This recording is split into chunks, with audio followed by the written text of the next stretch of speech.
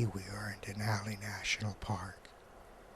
We arrived here today from an overnight stay in Talkeetna, Alaska, and we have just come across a family of Willow Ptarmigan in the thickets.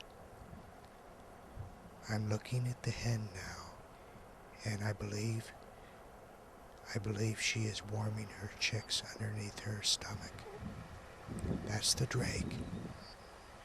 He's resting off to the side. The Willow Ptarmigan male are a type of ptarmigan that stay with the family. Yes, there's the chicks now, coming beneath the mother's stomach.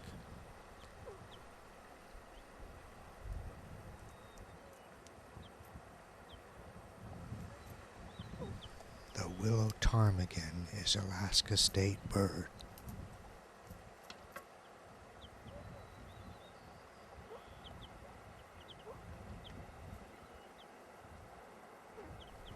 Ptarmigan are close relatives of forest and prairie grouse. They live in alpine and arctic tundras throughout the northern hemisphere. Willow ptarmigan are found nearly everywhere in Alaska's high treeless country. They occupy a broad range throughout Canada, Scandinavia, Finland, and Russia. The famous red grouse of Scotland is a race of willow ptarmigan.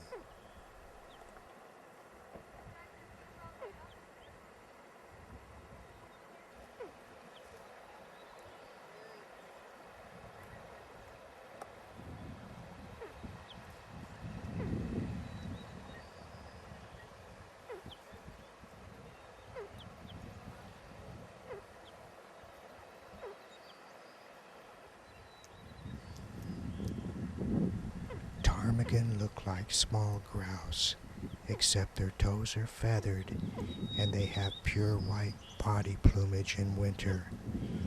They weigh from 10.5 ounces to 1.5 pounds.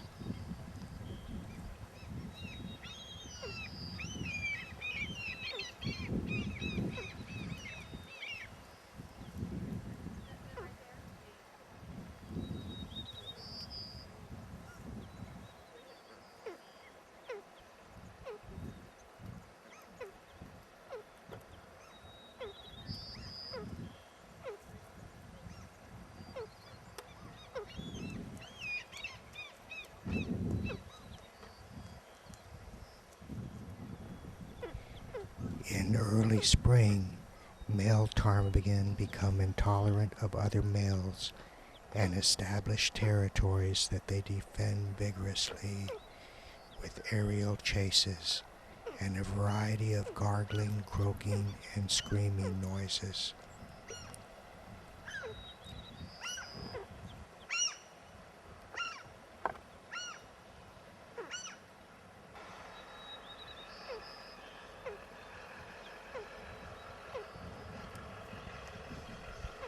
Ptarmigan nests on the ground soon after the snow melts. Hens usually lay 6 to 10 eggs, which are incubated for 3 weeks. Hatching takes place in late June and early July throughout Alaska. The male willow ptarmigan stays with the family and doesn't hesitate to defend the brood.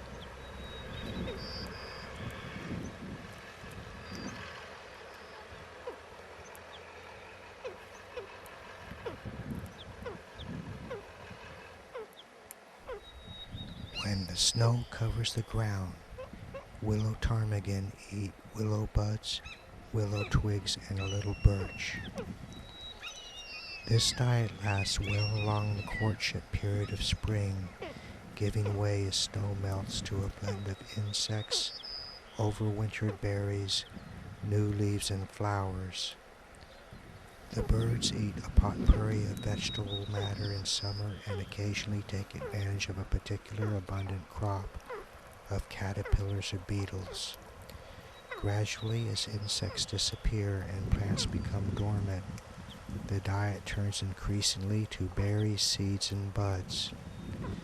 By mid-October, Most ptarmigan, except coastal areas of south central Alaska, are back to their winter diet.